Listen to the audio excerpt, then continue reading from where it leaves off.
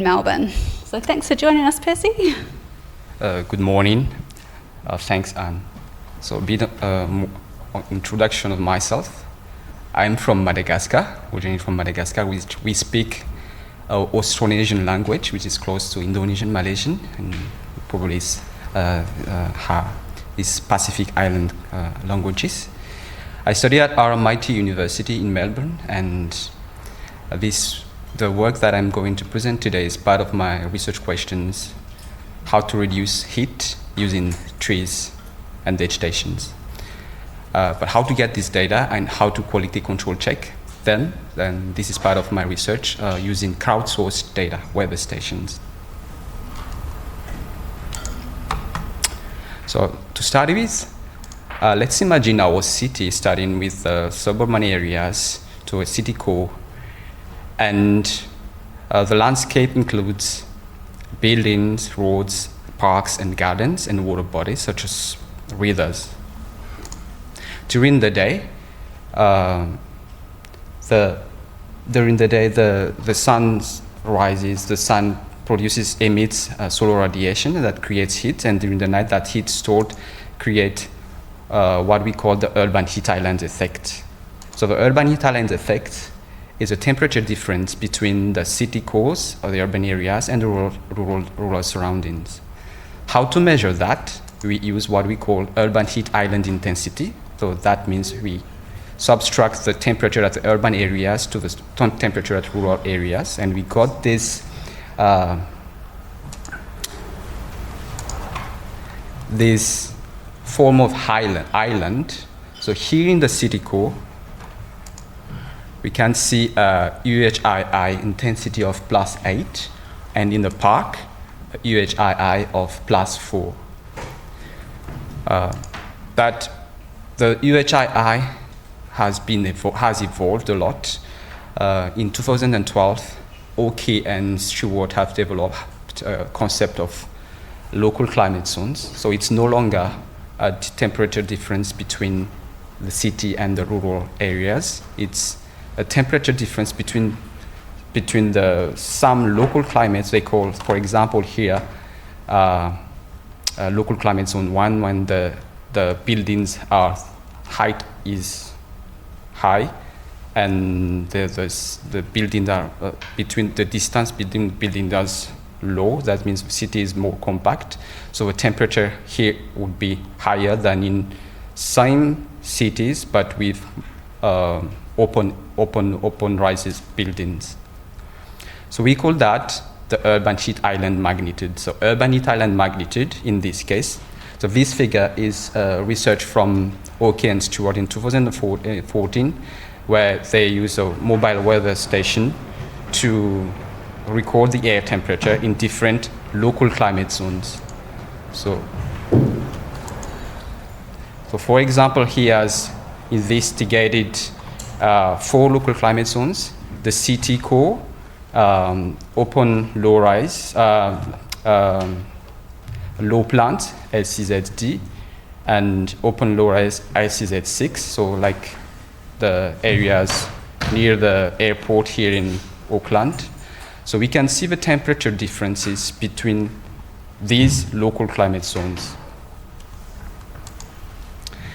In their research, they have used mobile measurements to collect the air temperature, but this has some limitations. For example, when this figure is a map from a local council in Melbourne, so they have used a mobile weather transect. So obviously, it has a low spatial temporal resolution. So temperature we collect at 10 would be different at 10:30. And it's not practical for long-term analysis, and at the local scale. The local scale means from 100 meters to 50 kilometers, you won't be able to collect the same temperature using the same mobile weather stations. Otherwise, you have to use multiple mobile weather stations, will be costly. So in this research, I was investigating other data sources. So we have professional weather stations, generally located in open areas, but also some people, residents, they have their own weather stations at their gardens. So this is how to use this data and how to make sure that these data are quality control checked. Here I am showing some sighting of weather stations in Melbourne. So PWRS here stands for professionally operated weather stations. So you can see that the weather stations are located in open areas. Here, the weather station is located in Melbourne Olympic Park, but they don't show the uniqueness of the urban areas where we have houses and buildings. Here, instead, we have different variations, different models of citizen weather stations. So on the left here, the Davis vantage view. So we have, and on the middle, we have the ambient weather WS2902. There are lots of models, and these models, they are set in the garden of residents. These weather stations have anemometer, wind vane on the bottom left, here for this vantage view. Then a radiation shield that houses temperature and humidity sensor, protecting them from the direct sunlight. How to get this data?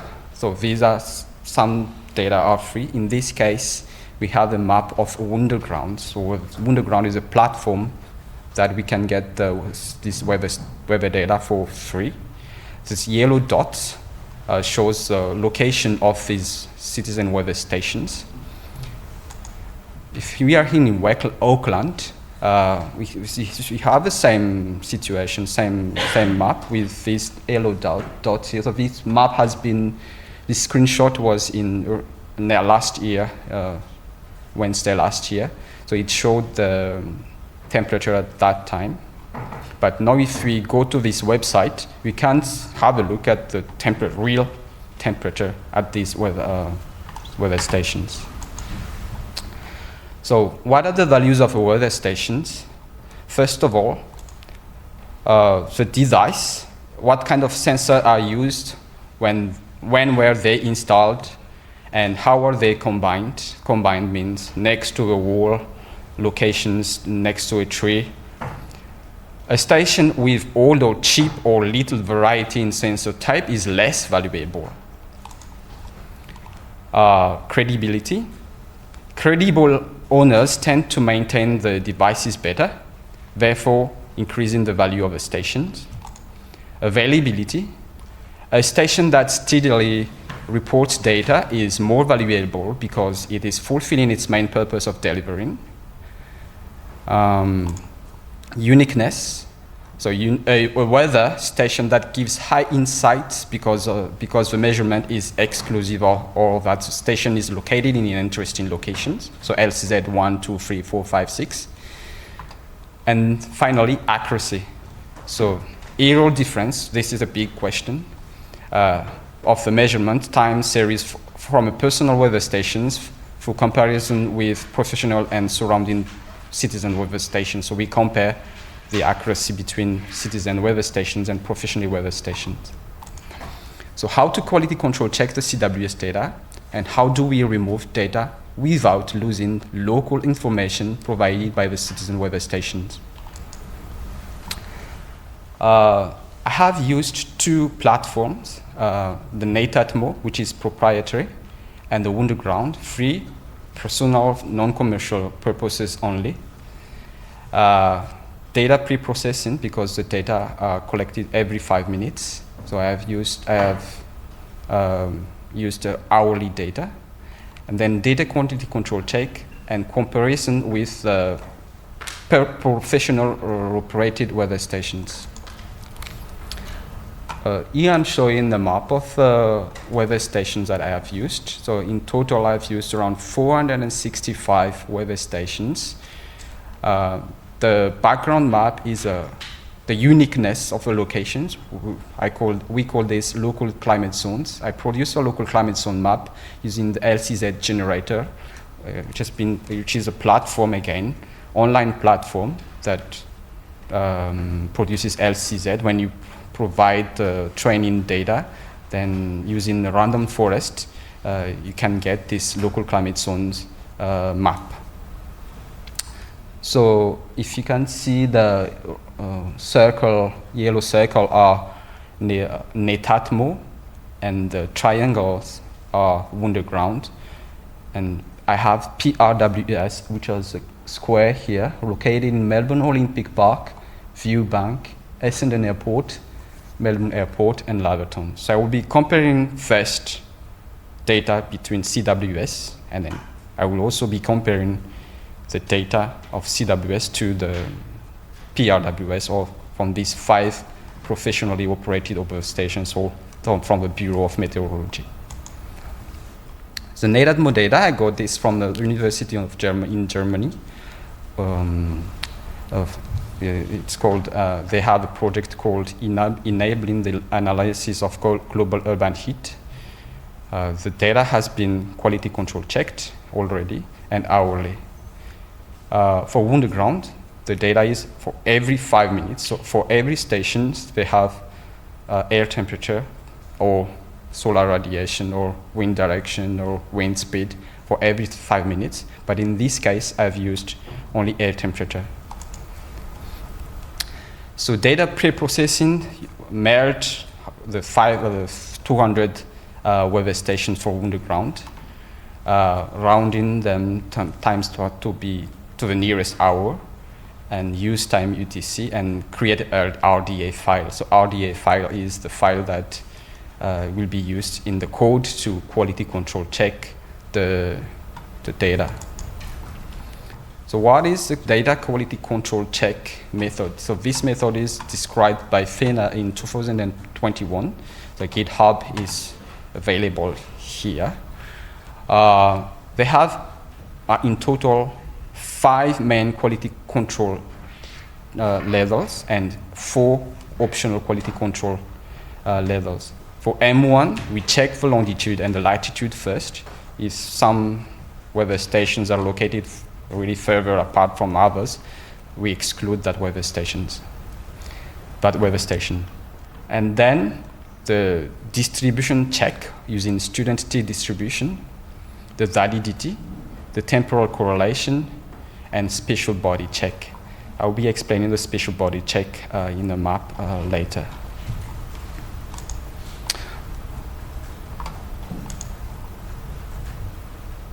So here is spatial body check. So we use, from one weather station, we select the bodies that are located in a 5 kilometer radius or 5,000 meter radius. So here, for example, the number of bodies is just 1 around these weather stations. For this one, they have more than 5. So we compare the data between the targeted weather station and the bodies that are located in the circle. I have also compared the data from professionally operated weather stations, or PRWS, in this case 5 in total. To do that, I used EBK of all citizen weather stations at 1 o'clock in the morning for over 90 days. Why 1 o'clock? Because the atmospheric conditions are more stable at 1 o'clock, based on this paper. And also why Kriegen? Because Kriegen is more effective in flat terrain like Melbourne, maybe not so much in Auckland because of the hills. I had then extracted the predicted air temperature at the 5 PRWS stations and compared the observed values against the predicted values of the temperature data. For first results, this is how the quality control check looks like. So in total, For underground only, I have 191 stations, and 2 have been excluded at level 02. So you just use the code, transform your CSV file to the RDA file, put that into R, and you got this. The results will look like this. And you will check which stations have been removed. In this case, and then if I used underground and NetAtmo, in total 465 stations, 9 stations have been excluded. So for underground only, for example, the stations that have been removed were located further apart of the buffer zones. So I forgot to explain this. My study area in this gray area, I have selected the weather stations that are located at 5-kilometer buffer zones and 10-kilometer buffer zones to remove the edge effect of air temperature. So we have here 2 weather stations that were excluded. And then with the NetAtmo ones, we have 9 weather stations that were excluded. This heat map shows when we use on the air temperature from December 1st to February 28th. When we use the CWS raw data only on top here. When you remove the outliers, the 9 outliers of the CWS, and the last one is of air temperature at the PWRS, or professionally operated weather stations, of the 5 BOEM stations. We can see, using the raw data, first of all, when you remove the CWS data, we see these gray areas where the data are not available. We can also see that these outlier data have recorded higher temperature than the raw CWS raw data. Most of these CWS outliers are NetAtmo, or NetAtmo is known to record higher temperature than underground, because people, they put their weather station close to a wall, so the wall retain heat, and this is the reason why these are outliers. This map shows the hourly UHII, so the temperature difference between at the local climate zones against the rural areas. In this case, the rural area was Melbourne Airport. We can see in the middle, so in the middle is the night time, is the daytime, starting from 7 to 6 o'clock. It's cooler, so that means, which is logical, because the UHII is mostly a nighttime phenomenon. So on the top and the bottom of each graph.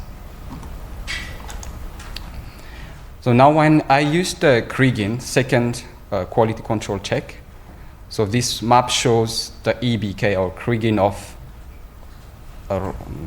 the non-removed CWS citizen weather stations on the day of 14th of January 2023. So I have produced around 90 maps of this, like this, from December 1st to February 28th. Then I have extracted the predicted air temperature at these professionally weather stations. So these are gold, and then I will compare the predicted against the observed. And the R square is around 0.96 to 96 to C962, and RMSE 1.281. So this means the predicted is higher than the observed, which is logical again, because temperature recorded at citizen weather stations near urban areas should be higher than in open site, like at Melbourne Airport, where the weather station is at an open space. So to sum up this is a part of my research. Citizen weather stations can be used complementary to professional weather stations like the BOM, Bureau of Meteorology. They can fill spatial temporal gaps that PWRS cannot have. The high spatial resolution helps cities identify the hotspots and prioritize mitigation, intervention. But the quality control check algorithms now then allow us to filter noisy and biased CWS data. Thank you.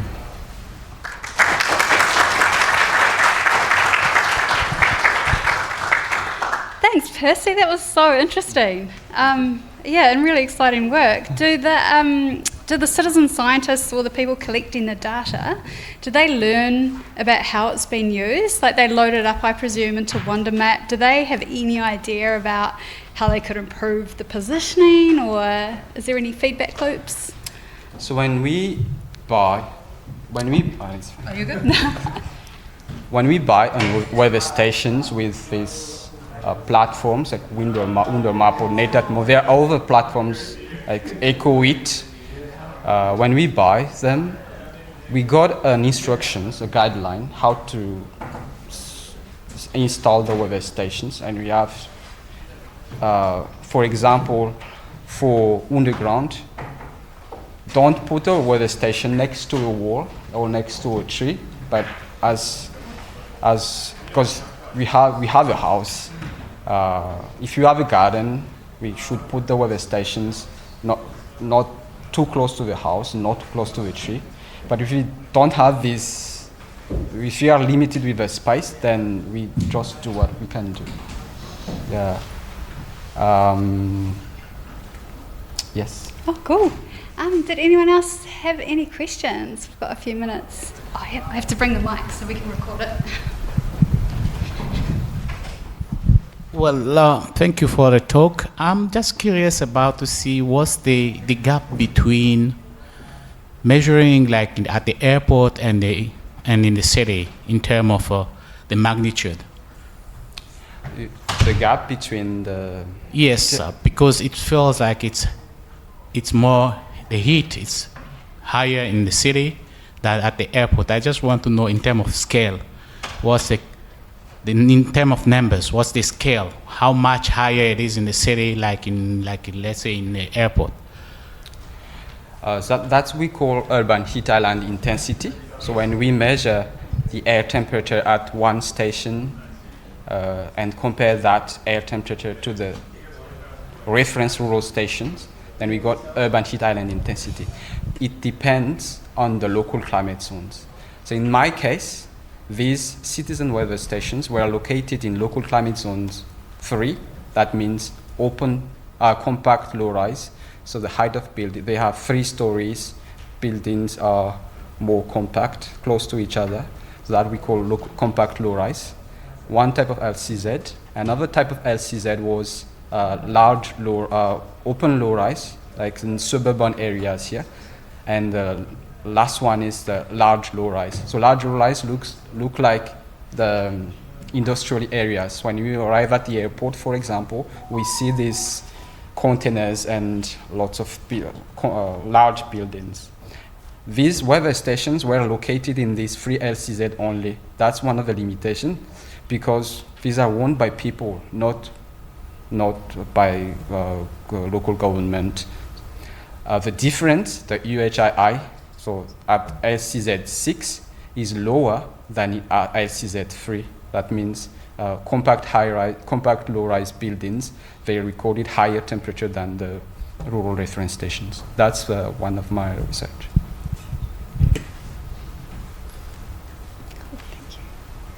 Great. Oh, well, thanks so much for that, Percy. It's great to have you along here today. Yeah,